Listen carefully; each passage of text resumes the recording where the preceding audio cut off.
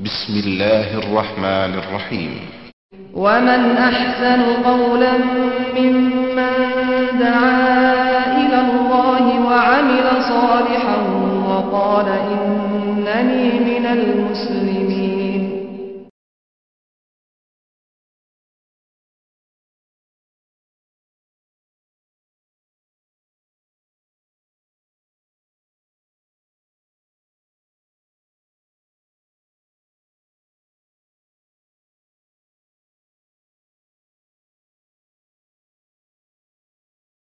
Assalamualaikum warahmatullahi wabarakatuh.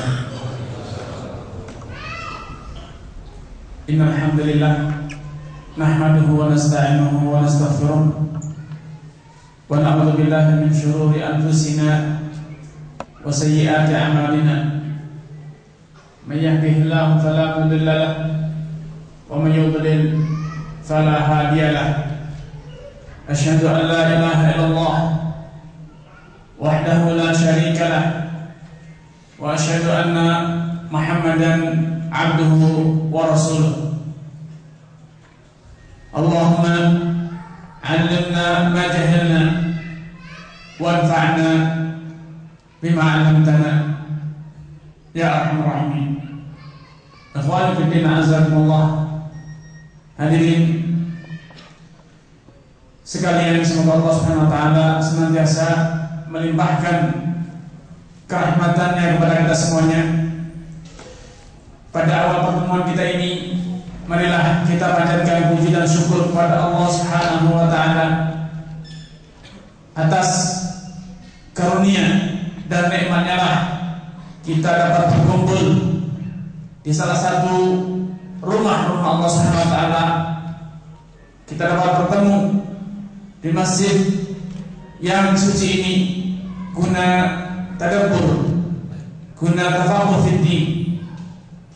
Salawat serta salam tidak lupa untuk kita panjatkan kepada Nabi kita Muhammad sallallahu alaihi wasallam, keluarga beliau, sahabat serta orang-orang yang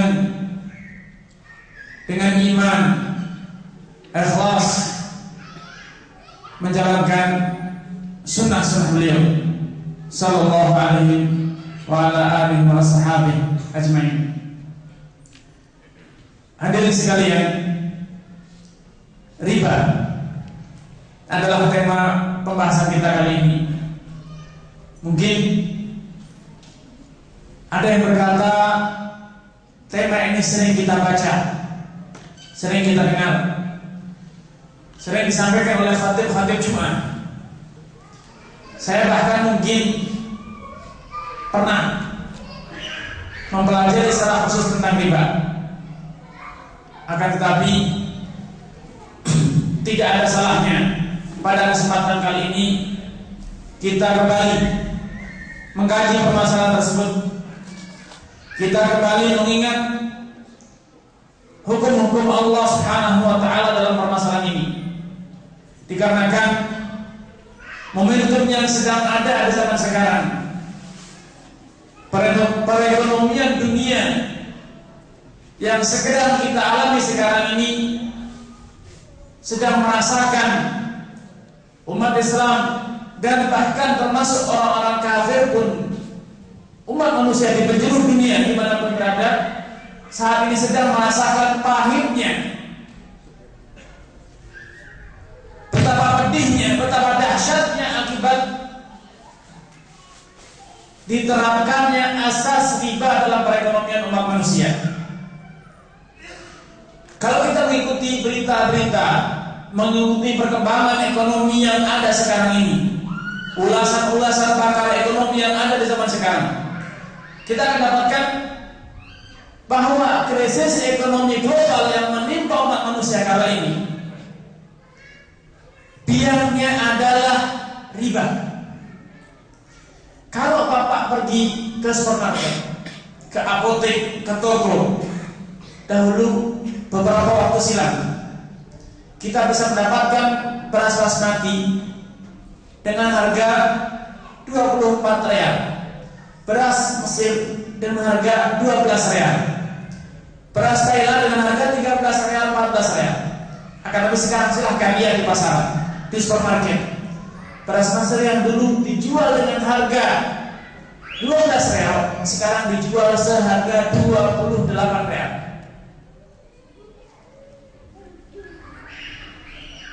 Mungkin kita akan berkata, oh itu karena kelangkaan stok.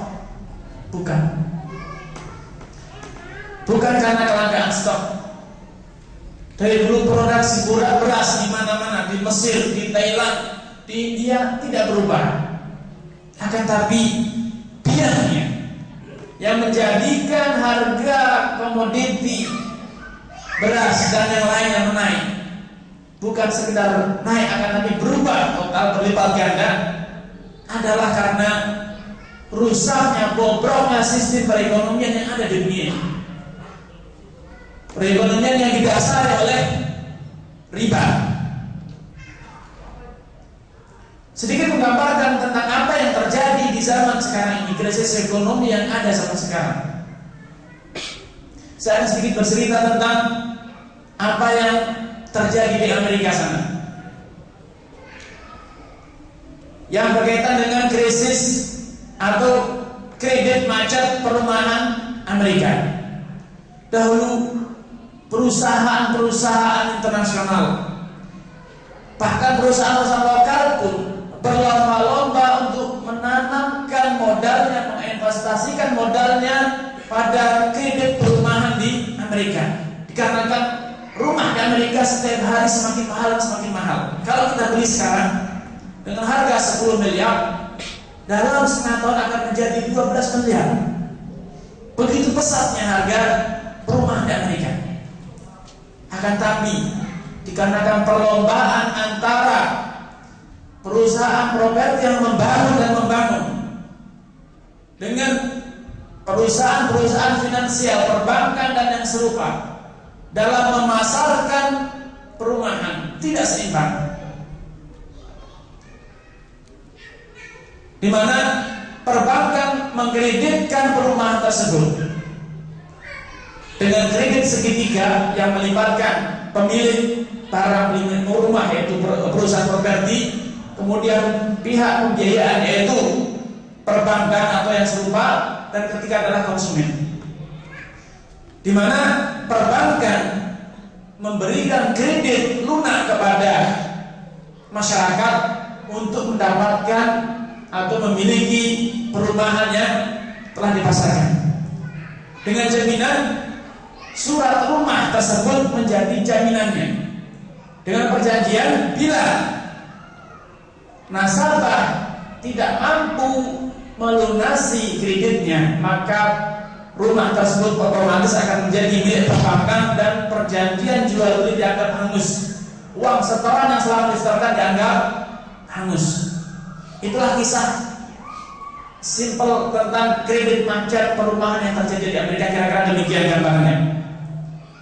Nah, tak kala nasabah-nasabah yang macet semakin banyak, semakin hari semakin banyak, sedangkan perusahaan properti tidak berhenti membangun, sehingga jumlah perumahan yang ditawarkan di pasar melebihi dibanding permohonan atau permintaan masyarakat, sehingga hukum ekonomi berlaku. Di saat penawaran melebihi permintaan, maka harga pun akan turun. Dan itulah yang terjadi. Yang sebelumnya masyarakat membeli rumah dengan 10 miliar, tiba-tiba sekarang rumah tersebut sudah tidak laku kecuali hanya 4 miliar saja. Dan semakin hari semakin turun. Ini sebab terjadinya krisis pertama, yaitu intinya masalah riba. Perbankan meribakan, membungkakan dananya kepada nasabah, dan ternyata nasabahnya macet kreditnya. Kemudian yang kedua, sebab yang lebih besar dari itu adalah bisnis perminyakan internasional. Bagi yang mengikuti perkembangan bisnis harga minyak bumi akan mendapatkan fakta ini, di mana calo-calo yang diistilahkan broker-broker minyak kelas kakap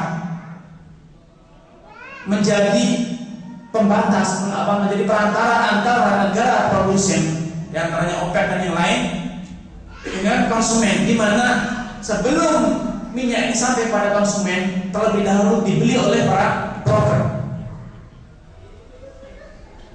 Padahal kita tahu pembelian minyak di dunia tidak mungkin diserahkan dalam waktu secepat mungkin atau di hari yang sama dengan akad jual beli. Kalau kita beli sekarang, maka minyak baru bisa diterima kapan? 6 bulan yang akan datang. Itulah kebiasaan bisnis perminyakan dunia.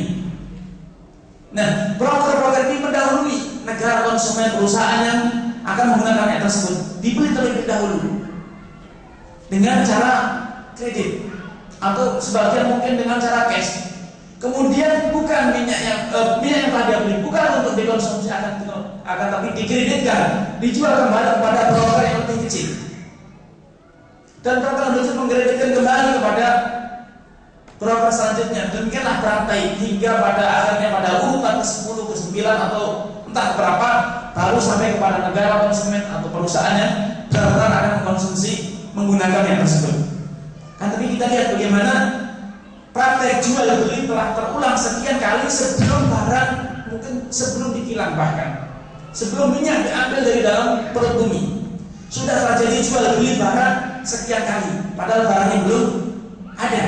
Dan ini praktek seperti ini adalah salah satu wujud dari riba. Karena Rasulullah telah menyatakan, wala tabih ma laysa indak, jangan sekali-kali engkau jual barang yang belum ada di hadapanmu. Kenapa? Dikarenakan ini adalah riba. Karena broker pertama pada akhirnya telah mengutangi kepada broker kedua sejumlah uang, kemudian broker kedua mengutangi kepada broker ketiga sejumlah uang, akan tapi masing-masing mendapatkan keuntungan dari piutang tersebut. Adapun barangnya, barang tersebut tidak pernah sampai kepada tangan broker pertama, tidak juga broker kedua, tidak juga ketiga. Barang tersebut dari produsen langsung pindah ke konsumen pembeli terakhir. Sehingga pada akhirnya yang terjadi adalah mata rantai utang piutang. Inilah yang terjadi dan inilah yang sekarang menimpa dunia. Gara-gara bisnis perminyakan seperti ini, banyak perusahaan-perusahaan internasional yang hancur. Dan ini yang menjadikan harga, menjadikan mata uang berbagai macam negara hancur berantakan. Inilah derita riba, inilah diantara wujud petaka riba yang akan menimpa umat manusia. Dan kejadian semacam ini bukan kali pertama. Ini adalah kejadian sekian kali dalam sejarah umat manusia. Bahkan Allah SWT telah menyebutkan satu kisah fakta yang dialami oleh guru para riba, para rentenir, nenek moyang para rentenir, itu bangsa Yahudi. Allah menyatakan fabidhulmin minal ladzina hadu haramna 'alaihim thayyibatin uhillat lahum wa bisaddihim 'an sabilillahi katsira wa akhdhihim riba wa qad nuhu 'anhu wa aklihim amwalan nas bil batil. Dan dikarenakan perbuatan lalim, perbuatan zalim yang dilakukan oleh orang-orang Yahudi. Fabidhulmin minal ladzina hadu haramna 'alaihim thayyibatin uhillat lahum, kami haramkan, kami halang-halangi mereka dari menikmati hal-hal yang sebelumnya halal bagi mereka. Wa bisaddihim 'an sabilillahi katsiran, juga dikarenakan mereka menghalang-halangi dakwahnya para nabi. Ditambah lagi wa akhdhihimur riba wa qannuhu an, dan juga dikarenakan mereka memakan riba padahal telah diharamkan kepada mereka perbuatan riba tersebut, memakan riba tersebut. Dan inilah yang kita rasakan. Kita sekarang terhalang, manusia di dunia sekarang terhalang dari menikmati banyak khairat dunia, banyak dari kekayaan, sumber daya alam, tidak mampu membeli, tidak mampu memiliki. Dikarenakan apa? Karena tidak mampu beli, tidak mampu memiliki, karena harganya yang begitu tinggi. Mata uang negara kita hancur berantakan, lalu tidak ada harganya. Semuanya adalah akibat riba. Kita terhalang dari kesemuanya. Ini sekedar gambaran singkat